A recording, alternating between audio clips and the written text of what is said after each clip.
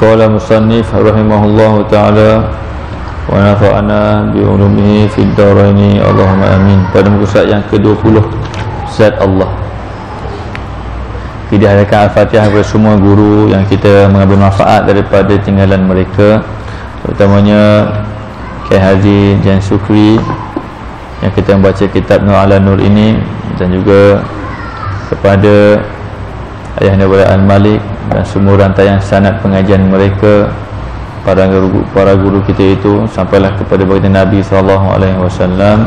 Mudah-mudahan dengan asbab sanad nur itu melimpahlah nur ke dalam rohani kita masing-masing, insya-Allah. Bisiril Fatihah.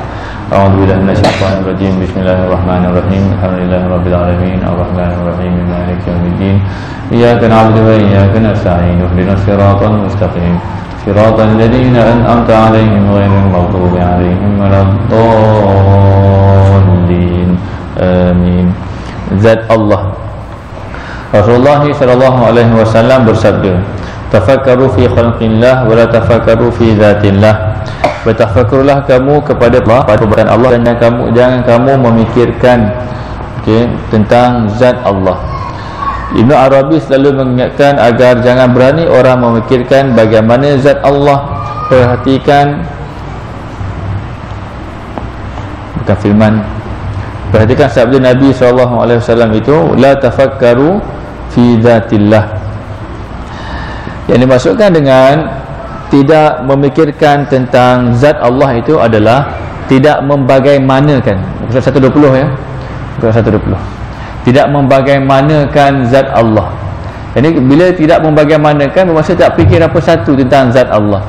Kalau nak fikir pun bukan tentang hakikat zat. Kalau kalau nak fikir pun adalah tentang kunhi zat. Kita yang mengatakan sampai kepada memikir tentang zat Allah. Kalau nak fikir pun tentang kunhi zat. Apakah maksud kunhi zat?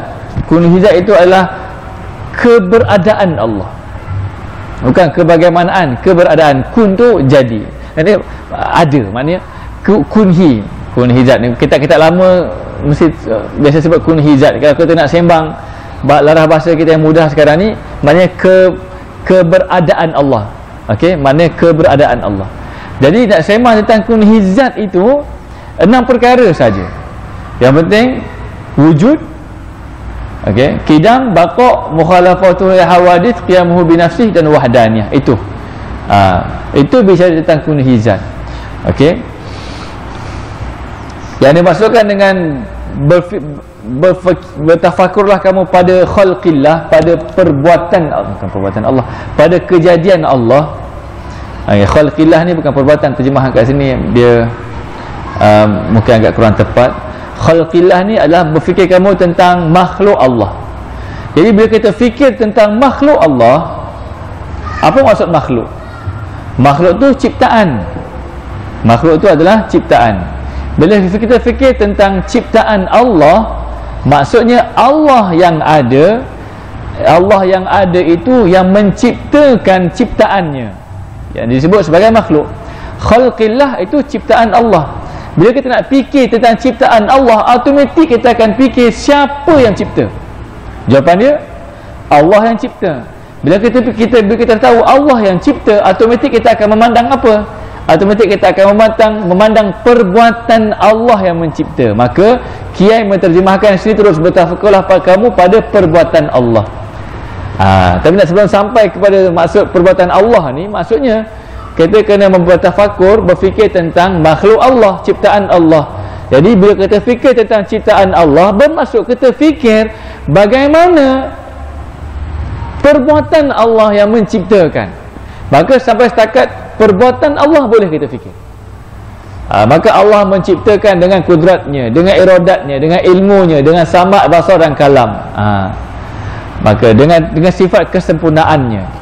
Maka daripada hadis inilah timbulnya beberapa istilah yang lain, iaitu mentauhidkan Allah pada perbuatannya, mentauhidkan Allah pada nama-namanya, mentauhidkan Allah pada sifatnya. Dah itu sampai maksimum, kemuncak. Adapun tentang zat Allah tidak kita membagaimanakan. Adapun mentauhidkan Allah pada zatnya itu benar pada perkara bila kita mentauhidkan Allah pada sifatnya, semua sifat Allah Ta'ala itu pada zat yang esa itu. Maka di situ proses dia. Adapun bagaimana tentang zat Allah, tidak kita membagaimanakan. Kalau nak sembang juga, saya ulang balik, hanya tentang kunhi zat. Kunhi zat. Begitulah. Kalau huraikan lagi pun itu je lah, tak ada apa nak hurai, itu perkataan yang huraikan. Okey, jadi dari sini dah tafakkaru fi khalqillah. Bila kita berfikir, bertafakur tentang ciptaan Allah, kita akan memandang perbuatan Allah yang menciptakan. Maka semua perbuatan Allah Ta'ala itu esa. Tauhid af'al dia panggil. Okey, mentauhidkan Allah, mengesakan Allah pada perbuatan. Maka pada hakikatnya hanya Allah yang ada perbuatan. Kita tak ada perbuatan. Perbuatan kita adalah kesan daripada perbuatan Allah. Begitu. Itu pada tauhid. Pada fiqh,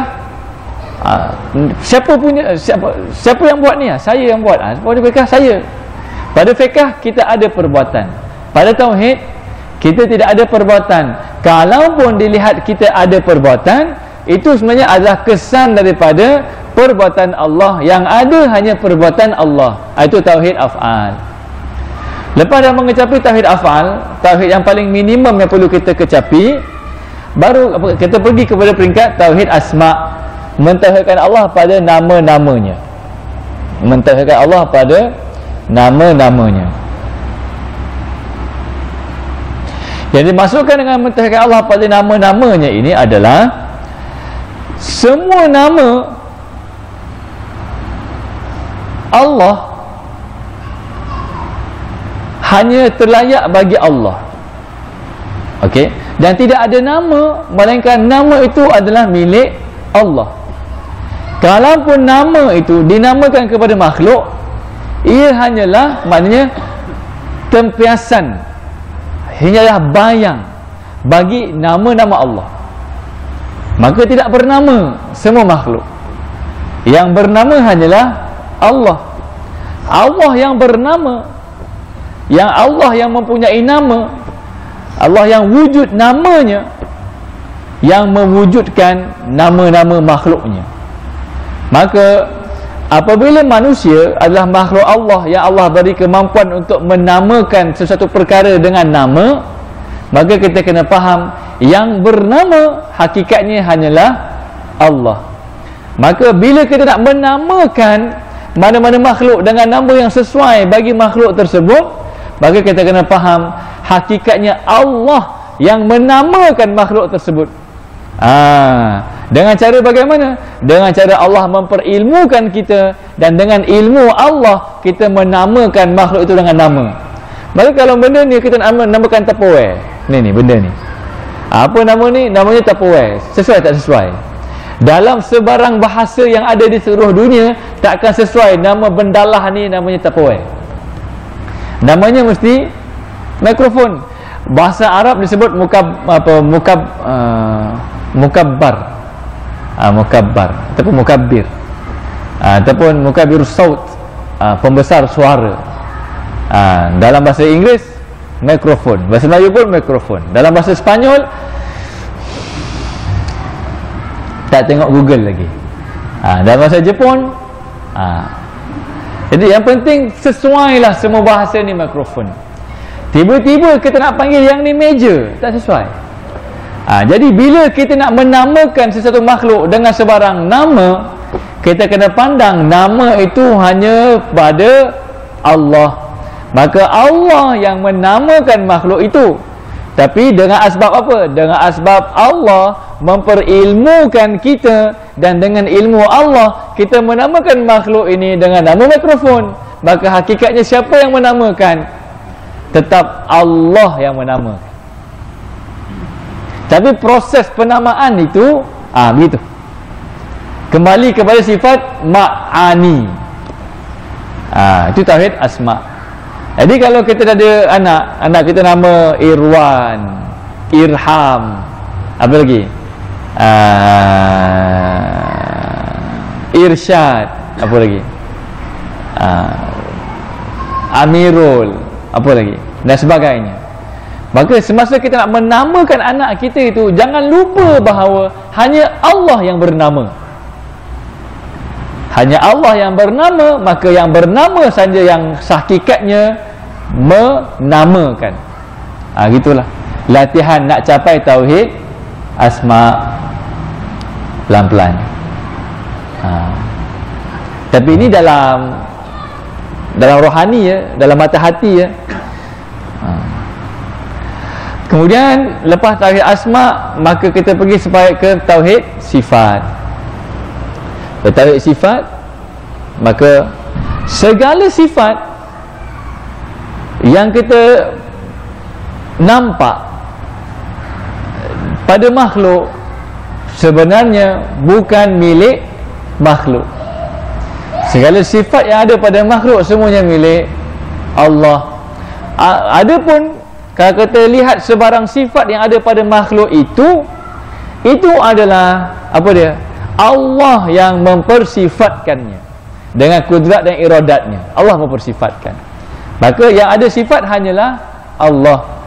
Maka kalau kita tengok orang ni sifatnya sekian, sebelum kita nak pandang sifat orang itu pada laras bahasa kemanusiaan, kita pergi kepada hakikat yang bersifat. Siapa? Allah. Supaya apa? Bila kita berinteraksi dengan orang yang sifatnya demikian-demikian itu, interaksi kita tidak putus daripada ingat kita kepada Allah, kerana kita memandang sifat yang ada padanya adalah natijah daripada hakikat yang ada sifat, iaitulah hanyalah Allah. Itulah. Jadi kalau nampak kita suka orang ni, si fulan bin sepulan, maka hakikat yang kita suka apa dia? Sifatnya. Hakikat yang bersifat siapa? Allah. Maka suka kita kepada si fulan itu tidak terpisah daripada ingat kita kepada Allah, ada barakah padanya. Terbalik pula, kita nampak sifat si fulan bin sepulan yang tak suka. Sebelum kita tak suka kepada dia tu, kita nampak bahawa Allah yang hanya Allah yang ada sifat, Allah yang mempersifatkannya dengan sifat yang kita tidak suka. Maka hakikat yang bersifat hanyalah Allah, Allah yang mempersifatkannya dengan sifat demikian. Maka lantaran dia bersifat dengan sifat yang kita tidak suka itu, kita marah kepadanya. Maka pada ketika marah kita itu, kita marah kerana Allah. Di situ beza marah kesyaitanan dan keiblisan dengan marah kehambaan. Marah kehambaan, bila dia memarahi sifat si fulan bin si fulan, dia memarahi dengan memandang hakikat yang bersifat hanyalah Allah. Ini pandangan mata hati, supaya dalam setiap pergaulan kita seharian tidak terpisah kita daripada memandang Allah. Bermula dengan memandang af'alnya, kemudian memandang asma'nya, dan memandang sifatnya. Takat tu je kita boleh bicara. Adapun yang ke dalam daripada itu adalah kita merasai tauhid zat. Yang mana tauhid zat ini tidaklah kita bicarakan kerana kurang bahasa kita, kurang kalimah kita untuk membicarakan perkara yang halus itu. Dia hanya dapat dirasai. Siapa yang merasainya mengetahuinya, dan siapa yang Allah beri kemampuan untuk menterjemahkan perasaan merasai kenikmatan tauhid zat itu, maka mampulah. Siapa yang tidak diberi kemampuan, maka tidak mampulah. Paling-paling pun kalau nak diterjemahkan tentang kenikmatan tauhid zat itu melalui bidalan-bidalan, melalui bidalan-bidalan, antaranya melalui hikam Ibnu Athaillah As-Sakandari.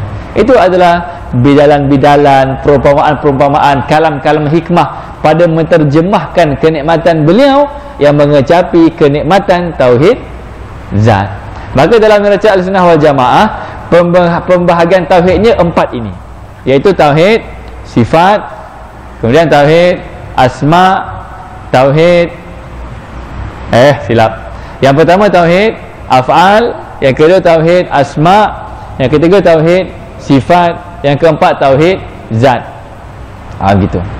Adapun apabila kita berbicara tentang kategori-kategori tauhid yang lain, sama ada tauhid rububiyah ataupun tauhid uluhiyah, tauhid asma wa sifat dan tauhid hakimiyah itu, saya mencadangkan istilah-istilah ini difahami dengan intipati kefahaman kita terhadap tauhid af'al, tauhid asma, tauhid sifat dan tauhid zat, baru benar. Dan kita tidak memahaminya dengan cara yang biasa kita pelajari, iaitu tauhid rububiyah adalah tauhid yang ada pada semua orang, sama ada Islam ataupun kafir. Tauhid uluhiyah adalah tauhid hanya pada orang Islam yang dibuktikan dengan ibadah. Tauhid asma wa sifat adalah tauhid yang yang meyakini sifat-sifat Allah secara zahir. Tauhid hakimiyah adalah yang memahami bahawa penghakiman yang utama, yang terunggul adalah Allah. Sesiapa yang tak berhukum dengan hukum Allah, maka diperkirakan sebagai tidak bertauhid. Maka laras bahasa pengertian ini agak tidak bertepatan dengan kaedah ahli sunnah wal jamaah dalam memahami tauhid. Ya, faham ya? Tauhid rububiyah dan tauhid asma wa sifat, tauhid rububiyah dan tauhid uluhiyah, kalau kita memahaminya secara terasing, maka tergelincir. Tauhid rububiyah dan tauhid uluhiyah tak terasing sebenarnya. Yang bagi siapa yang belajar dalam silibus usrah, hatta dalam silibus pengajian Islam kita pun yang diketengahkan benda ni. Difahami kalau tauhid uluhiyah itu ada pada orang Islam yang dibuktikan dengan ibadat. Maka kalau orang Islam itu tidak beribadat, bermaksud dia tidak ada tauhid uluhiyah. Dan tauhid rububiyah ini ada pada semua orang, bahawa dia mempercayai Allah Ta'ala yang mentadbir. Maka yang tauhid rububiyah ini maknanya ada pada orang Islam dan ada pada orang kafir. Dah orang kafir, nama tauhid apa? Ada banyak permasalahan yang setakat kita faham. Tapi kalau saya nak jelaskan tentang kesalahan dalam memahami tauhid rububiyah, uluhiyah, asma wa sifat ni, dia panjang. Tapi cukup saya nyatakan bahawa pendekatan Ahlussunnah wal Jamaah dalam memahami tauhid kembali kepada 4 ini, iaitu tauhid af'al, tauhid asma, tauhid sifat dan tauhid zat. Adapun kalau nak bicara tentang tauhid rububiyah, tauhid uluhiyah, tauhid asma wa sifat dan tauhid hakimiyah, maka itu bukan pendekatan arus perdana dalam Ahlussunnah wal Jamaah. Tauhid rububiyah dan tauhid uluhiyah, kalau surface lapis pertama kita faham, tak ada masalah lah, tak apa sangat. Tapi kalau faham lapis kedua, maka itu adalah kaedah untuk mengkafirkan orang yang bertawasul. Itu pendedahannya lah. Tauhid asma wa sifat adalah untuk memahamkan supaya sifat-sifat, ayat-ayat sifat, difahami secara literal, secara zahirnya.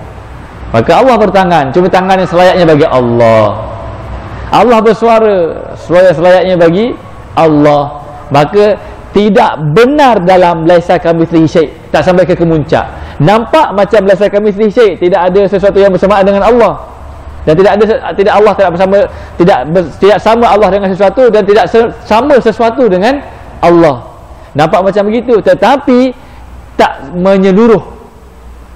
Mukhalafatuh lil hawadis, masih ada lagi pengkhayalan, iaitu Allah bersuara, tapi suara yang selayaknya bagi Allah. Kita bersuara tak? Kita bersuara yang selayaknya bagi kita. Sama tak? Ada persamaan. Kita bersuara, Allah bersuara. Dan tu macam mana nak faham mukhalafatul hawadis? Faham ya? Jadi banyak timbul permasalahan faham. Faham ya? Allah berkalam, kita berkalam, maka Allah berkalam dengan kalam yang selayaknya bagi Allah. Nampak macam laisa kamitslihi syai' kan? Berkalam dengan kalam yang selayaknya bagi Allah. Lepas tu kita berkalam, kalam dengan kategori makhluk. Maka kita ada kalam, Allah ada kalam. Sama tak sama? sama dari sudut berkalam itu. Maka tak menyeluruh, tak sempurna. Laisa kamitslihi syai'. Begitu. Jadi kalau kita nak faham atas asas tauhid asma wa sifat seperti mana yang telah dibicarakan secara umum sekarang ini, maka tak benar kita nak sampai mukhalafatuhu li hawadis. Begitu. Tapi kena detail lah ni. Belajar kena detail. Cuma saya, kalau orang bertanya macam mana nak belajar lagi tak tauhid ini ni, saya cadangkan untuk jangan dipelajari sehingga kita pelajari terlebih dahulu. Harus perdana dalam pengajian Ahlussunnah wal Jamaah dalam memahami tauhid yang empat tadi. Tauhid yang keempat, yang pada satu lagi tu, tauhid hakimiyah. Tauhid hakimiyah ni dia pegang begini, wa man lam yahkum bima anzalallah fa ulaika humul kafirun. Siapa yang tak berhukum dengan hukum Allah, maka mereka itu kafir. Mana-mana negara yang tak mendaulatkan hukum Allah, maka negara itu negara kafir. Maka negara kafir wajib diperangi. Itu tauhid hakimiyah. Simplistik. Maka berapa ramai orang yang kita kafirkan kalau kita faham tauhid ikut rububiyah, uluhiyah, asma wa sifat dan hakimiyah tadi. Begitu ya. Kesannya amat negatif. Sekarang kita kena ubah pengajian.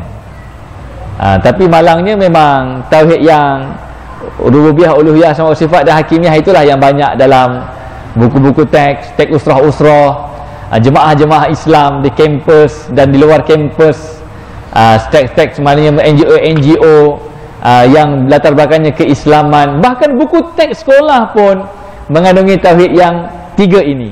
Adapun tauhid yang keempat itu tak diketengahkan sangat. Tapi saya masih ingat lagi teks usrah saya dulu, memang tiga ayat itulah, wa man lam yahkum bima anzalallah fa ulaika humul kafirun. Kerajaan kafir, kerajaan taghut, memang nak gitu je. Daripada fikrah inilah yang membuahkan kepada pemikiran ekstremis. Fikrah inilah. Tengok orang ziarah makam para awliya misalnya, maka ini tawasul syirik. Orang berselawat, Ishfa'lana lana ya habibana. Inilah. Dia kata apa syafaat ni? Syafaat daripada Allah semula. Allah belaka.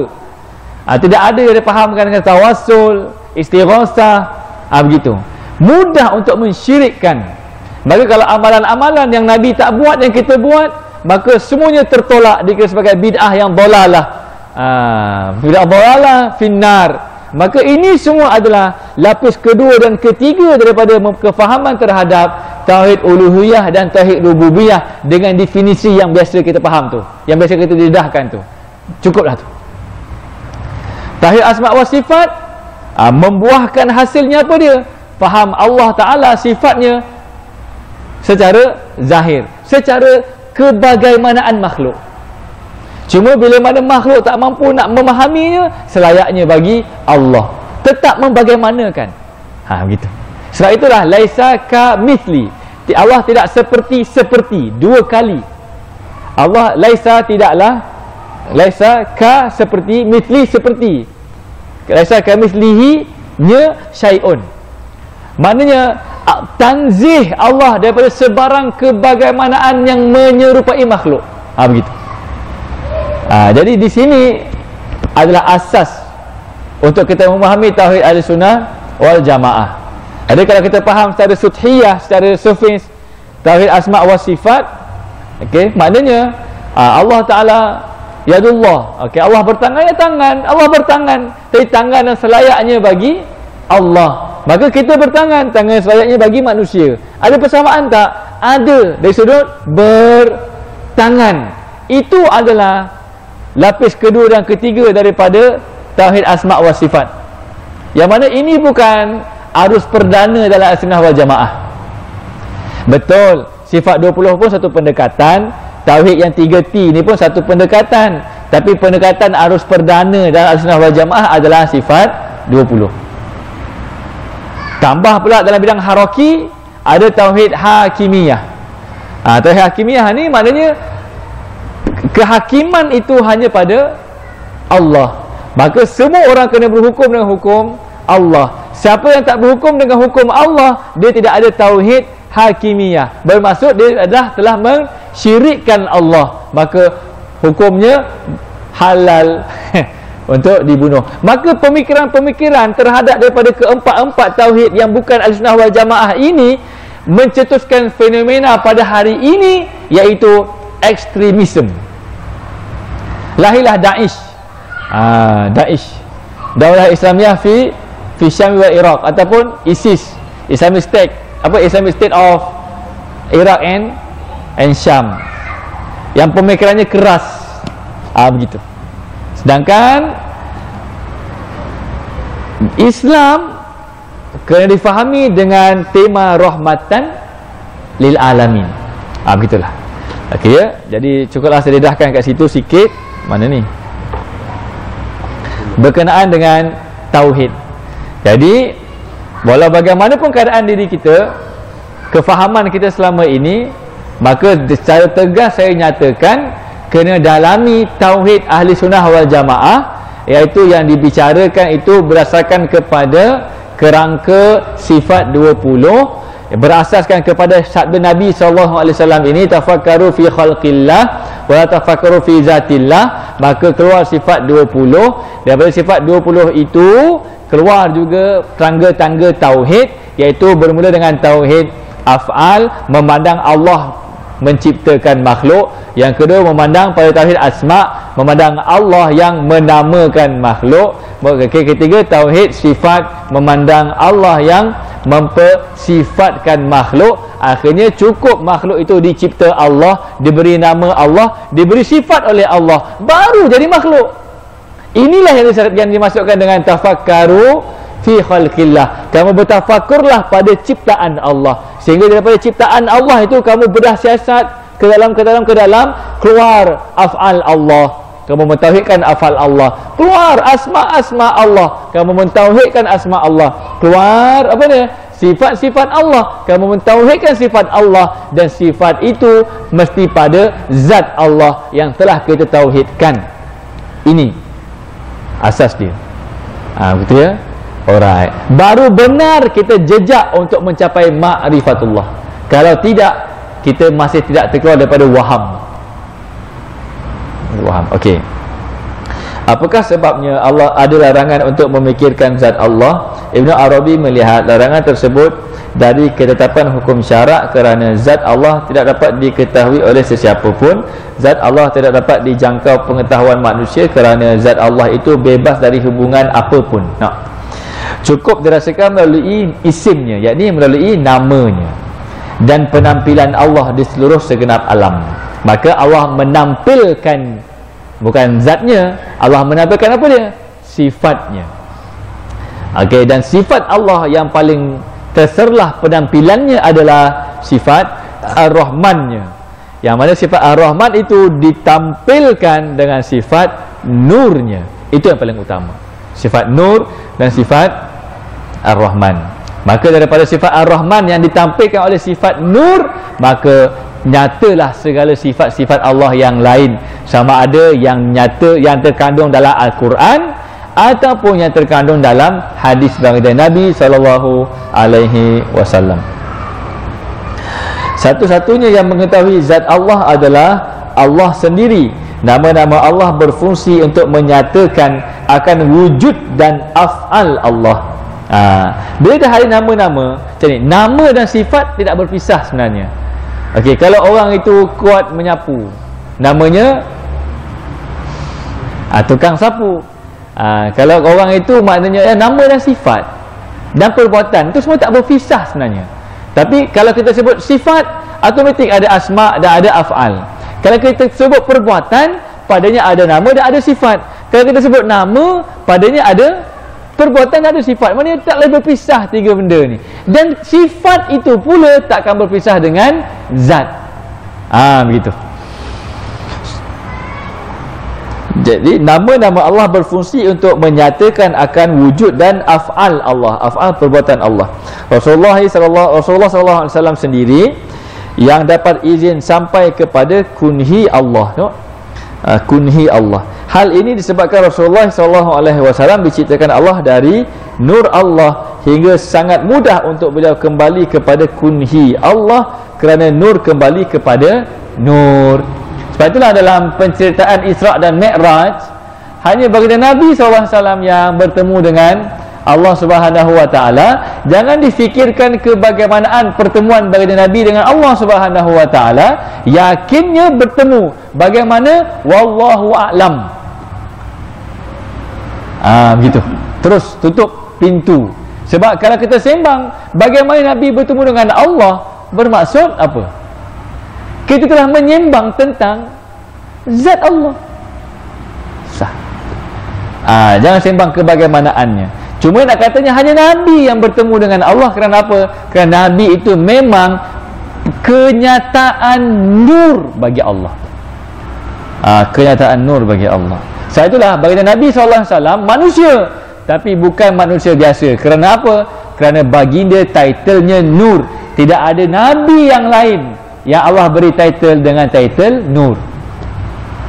Maka bila kita faham begini, maka tidak timbul bersangatan dan melampau-lampau. Tidak timbul istilah melampau dalam memuji Nabi SAW, tak timbul. Siapa yang kata kita ni selawat ni agak-agak lah, jangan melampau sangat, kita puji-puji Nabi ni agak-agak lah, jangan lampau-lampau sangat puji Nabi, bermaksud dia tidak memahami tauhid ahli sunnah wal jamaah. Tauhid ahli sunnah wal jamaah adalah tauhid yang memahami bahawa baginda Nabi SAW adalah penyataan nur Allah. Maka memuji Nabi adalah memuji Allah. Mentaati Nabi adalah mentaati Allah. Man ata'ani faqad ata' Allah. Siapa yang mentaatiku, bermaksud dia telah mentaati Allah. Bermaksud siapa yang mengingatiku, bermaksud dia telah mengingati Allah. Siapa yang memujiku, bermaksud dia telah memuji Allah. Begitu. Sallallahu alaihi wasallam. Ada dua tahap bagi Rasulullah sallallahu alaihi wasallam yang patut kita ketahui. Pertama, kita harus mengetahui hakikat Muhammad sallallahu alaihi wasallam.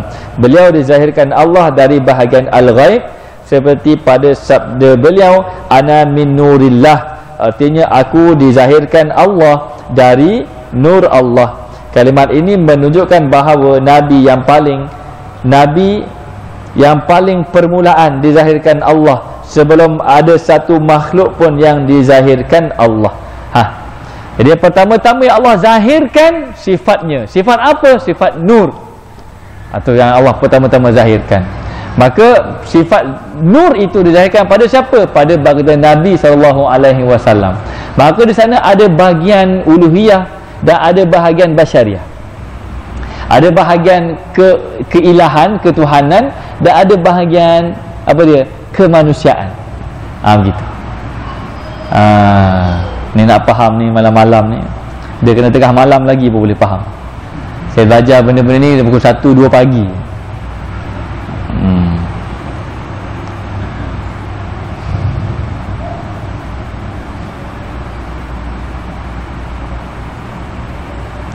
Hal tersebut tidak boleh diertikan ciptaan, tetapi dizahirkan dari al-ghaib. Tegasnya kalimat Nabi SAW yang mengatakan aku dari nur Allah bukan merupakan kalimat perpisahan dan bukan pembatasan, akan tetapi kalimat itu bererti langsung zahir dari zat Allah. Ini hakikat Muhammad. Ini dalamlah bicaranya malam ni, tak sempat dah lah. Yang penting bagi Nabi SAW adalah nur. Sebelum baginda diciptakan ruh baginda itu dengan nur, maka Allah menzahirkan dulu sifat nur yang Allah tuangkan ke dalam ruh baginda. Maka ruh baginda menanggung sifat nur Allah. Kemudian baru Allah menciptakan ruh-ruh yang lain dengan asbab kerahmatan yang Allah tentukan pada ruh baginda Nabi SAW. Sebab baginda Nabi SAW adalah kerahmatan bagi semua alam. Alam bumi, alam jasad, alam roh, alam malakut, alam lahut, alam sebelum dunia, alam selepas dunia, semua jenis alam Nabi SAW asbab kerahmatan.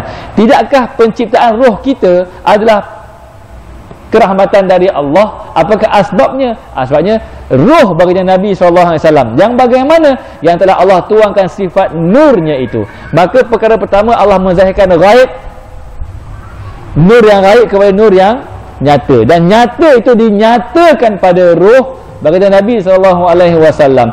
Maka apabila ruh kita berkumpul semuanya, maka roh-roh kita ditanya, tidakkah aku ini Tuhanmu? Maka semua roh mampu menjawab dengan benar. Dengan asbab siapa? Dengan asbab roh baginda Nabi SAW, yang ada apa? Yang ada sifat nur Allah Subhanahu wa taala. Maka siapa yang kata Nabi itu manusia biasa, hanya saja dia dapat wahyu, bermaksud dia tidak memahami hakikat Muhammad. Memahami hakikat Muhammad adalah ilmu tauhid pada laras yang kedua, iaitu pada Muhammadun Rasulullah sallallahu alaihi wasallam. Gitu.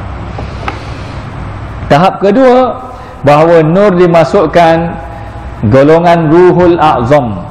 Artinya ruh Rasulullah sallallahu alaihi wasallam adalah ruh yang maha agung. Ruh itulah hakikat Muhammad. Firman Allah dalam hadis qudsi, awaluma khalaqallahu nurul qudsi. Permulaan yang dizahirkan Allah adalah Ruh Al-Qudus. Ruh yang maha suci itu adalah ruh Nabi Muhammad sallallahu alaihi wasallam. Nur Allah lah yang menyatakan akan wujudnya. Maka ruh Nabi sallallahu alaihi wasallam, asbab nyatanya ruh itu adalah tertuangnya, tertumpahnya nur Allah pada ruh baginda Nabi sallallahu alaihi wasallam.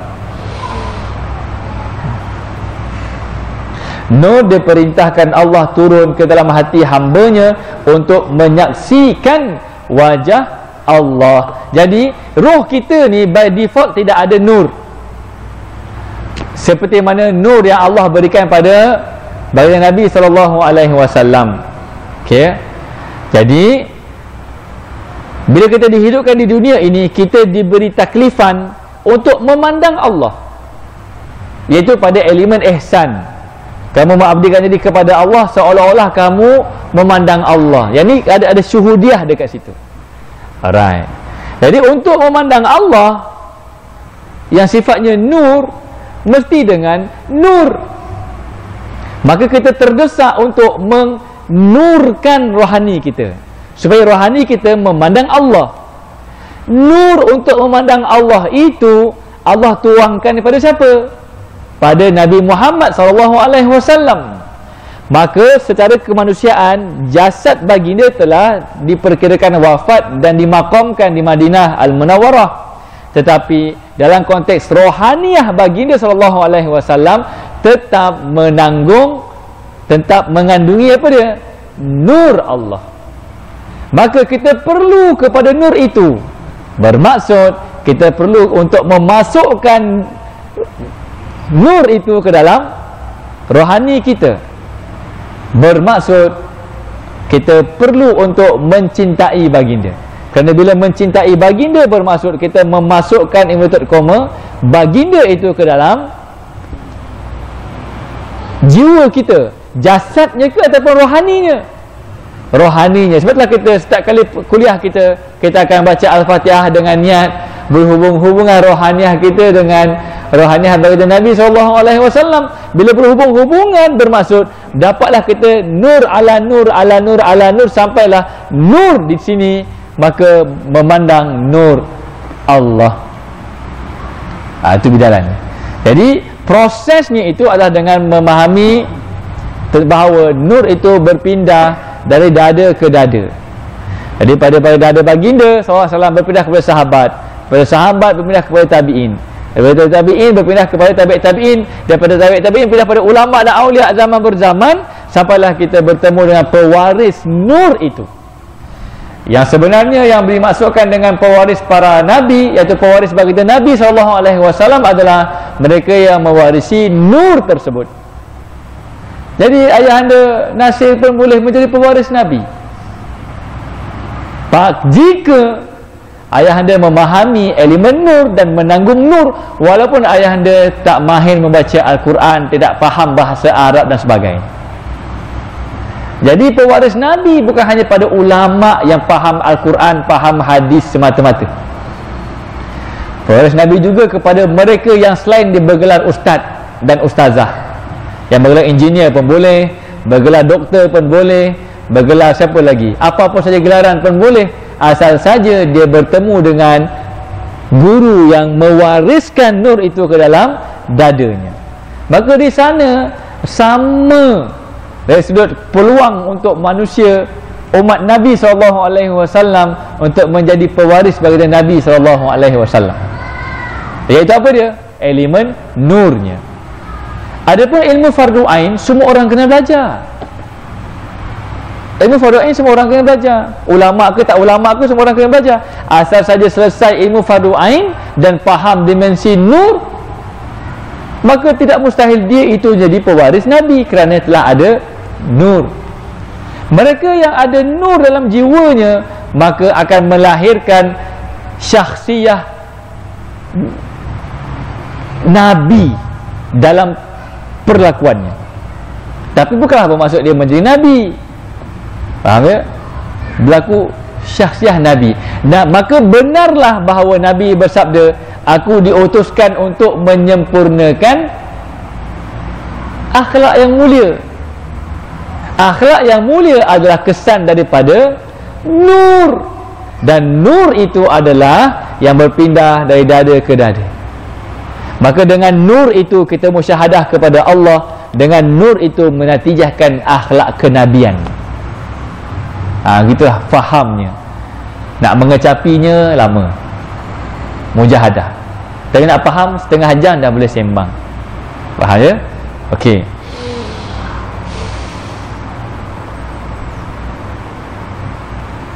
Jadi bila kita mencintai Nabi SAW, bermaksud kita mencintai rohaniah baginda, yang mana rohaniah baginda ada nur. Maka dengan rohaniah baginda yang ada nur itu, kita memandang nur Allah. Jadi ilmu ni semuanya didetailkan dalam pelajaran tasawuf. Jadi pelajaran akidah tumpu kepada la ilaha illallah.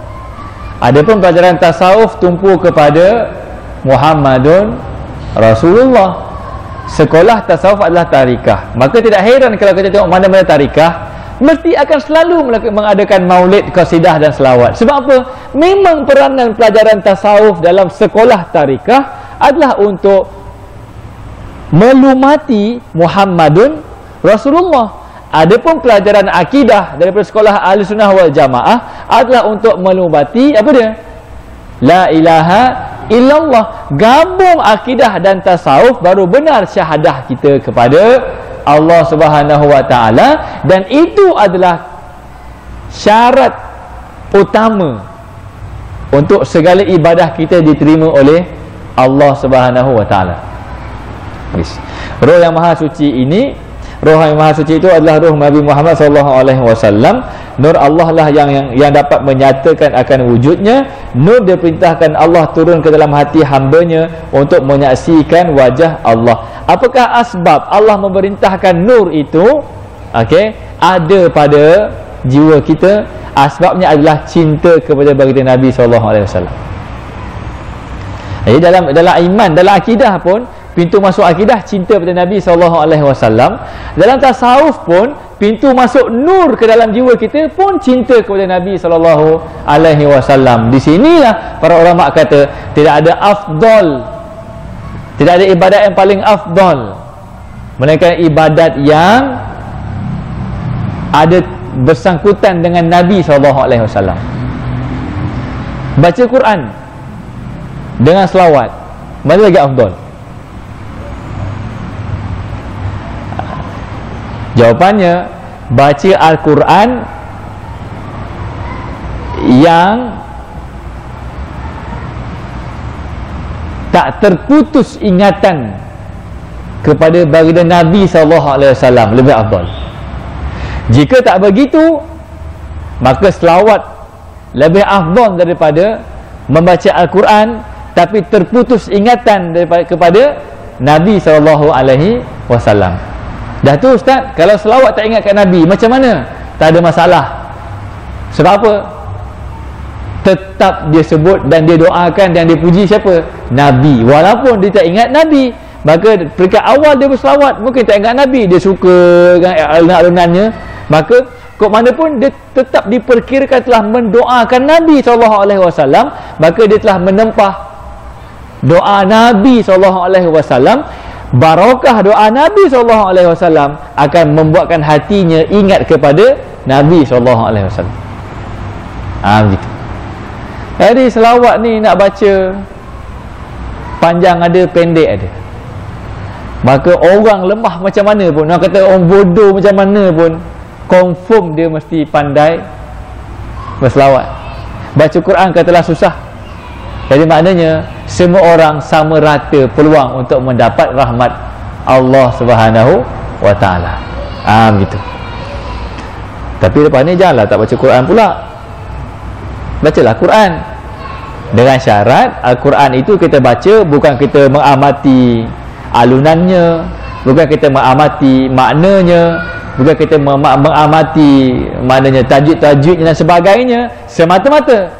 Lebih daripada itu, semasa kita membaca Al-Quran, lunak hati kita dalam kecintaan terhadap baginda Nabi SAW, kerana tanpa baginda, Quran pun takkan sampai kepada kita untuk kita baca. Jadi kalau siapa yang baca Quran menikmati pahala, hati tidak berasa nikmat dengan baginda Nabi SAW, dia berkhayal dengan pahala itu.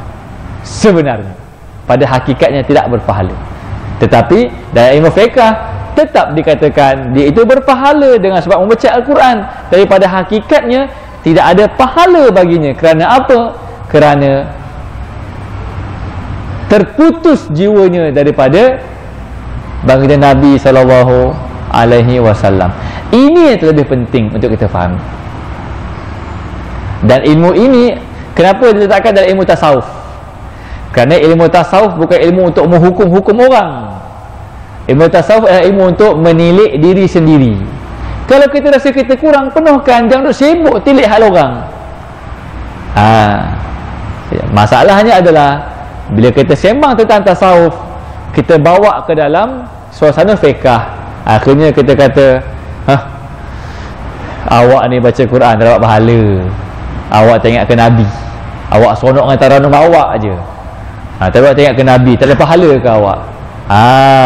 Ini yang jadi masalah. Sebab apa? Bicara tasawuf tapi dibawa dalam kerangka fiqh, maka akhirnya orang pun bila dihukum begitu, mulut membalas, hukum menghukum, akhirnya tasawuf ke laut. Tasawuf ilmunya bicara pada diri, bukan nak menilai orang lain.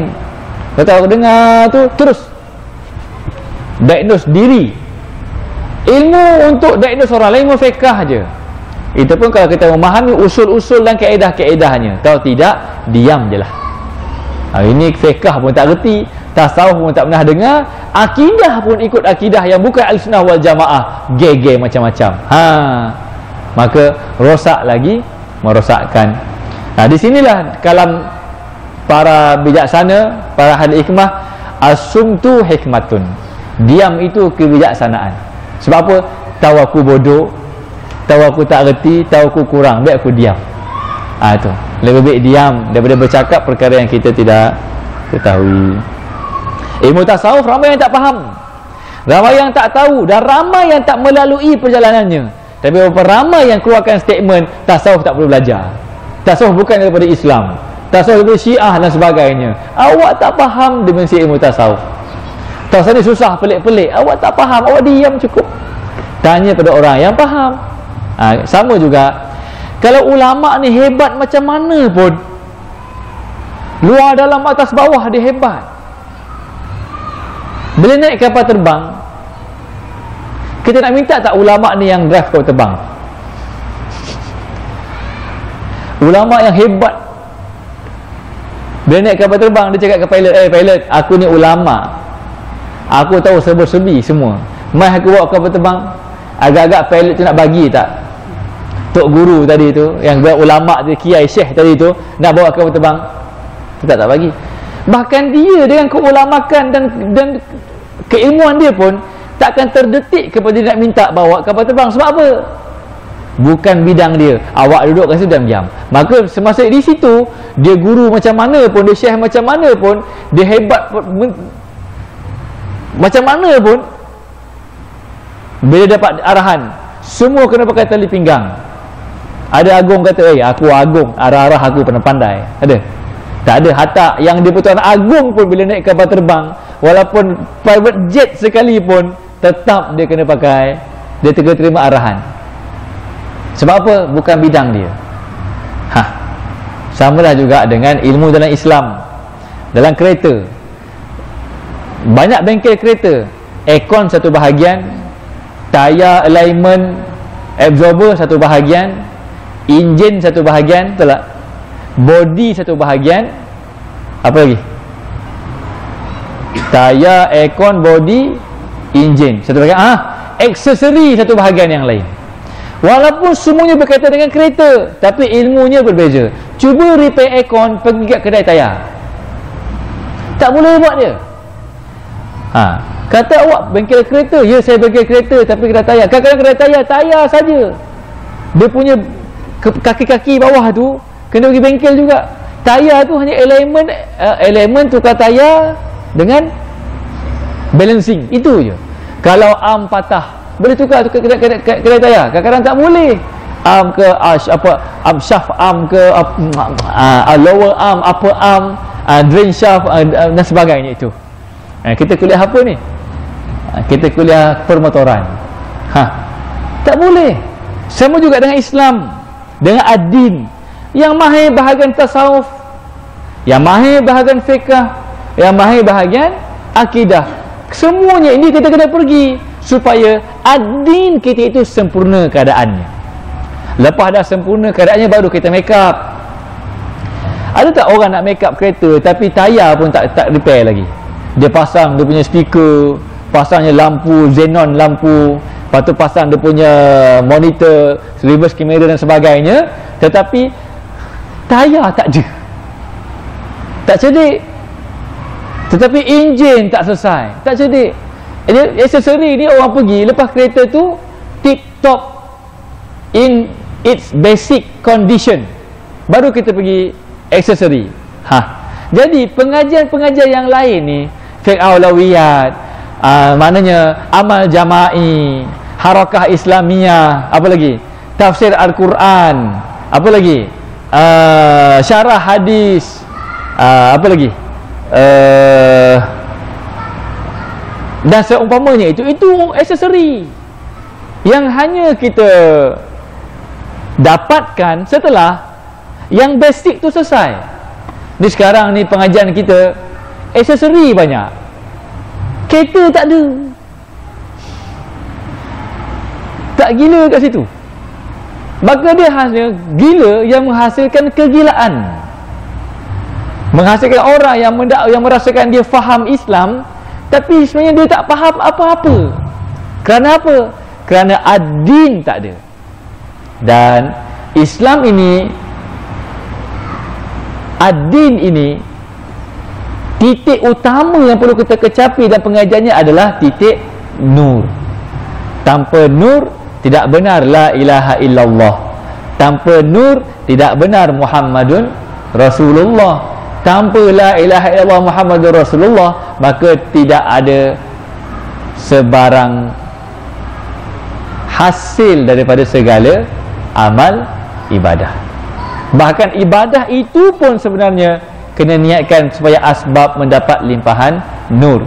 Mudah-mudahan Allah Ta'ala melimpahkan ke dalam rohani kita nurnya, dengan asbab nur Muhammad, dengan asbab nur daripada para masyayikh dalam sanad pengajian. Bismillahirrahmanirrahim.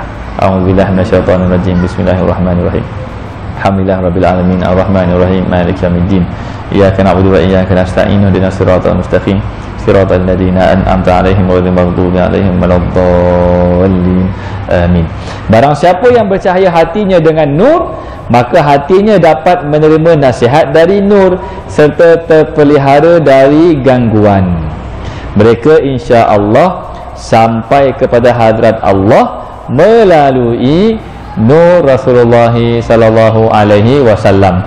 Maka Dengan sebab itulah insya-Allah pada hari Ahad yang akan datang ini kita akan melancarkan sekretariat kekeluargaan Nur Rasulullah sallallahu alaihi wasallam bersempena dengan program haul Syekh Abdul Qadir Jalani dekat Masjid Bersih pada hari Sabtu, dan ziarah daripada keluarga kita dari Singapura kurang lebih dalam 70 orang, 2 biji bas seperti mana yang telah kita jayakan pada tahun lepas.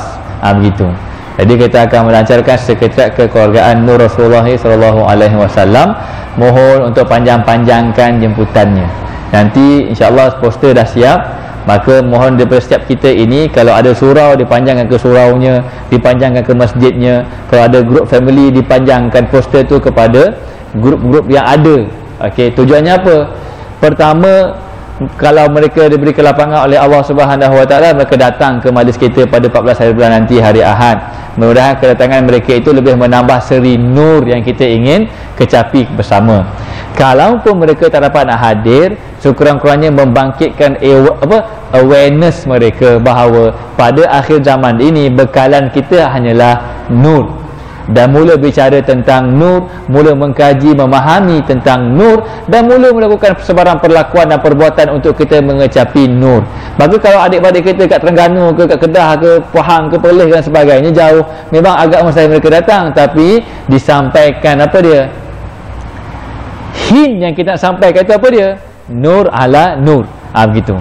Kita mudah-mudahan yang buat poster itu nanti buat poster yang indah dan tertarik, sehingga orang nampak elemen nur yang ingin kita ketengahkan ke dalam masyarakat.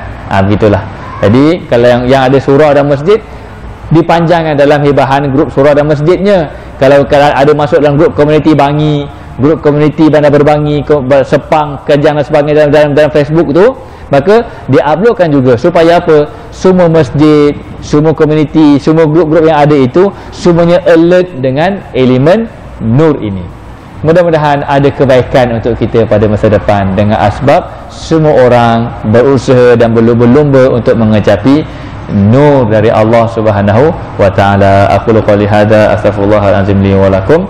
Kita tangguhkan dengan tasbih kafarah dan suratul as. Subhanakallahumma wa bihamdika asyhadu an la ilaha illa anta, astaghfiruka wa atubu ilaik. Bismillahirrahmanirrahim. Wal asri innal insana lafi khusr illa alladhina amanu wa 'amilus solihati wa tawassaw bil haqqi wa tawassaw bis sabr. Walhamdulillahirabbil alamin. Assalamualaikum warahmatullahi wabarakatuh.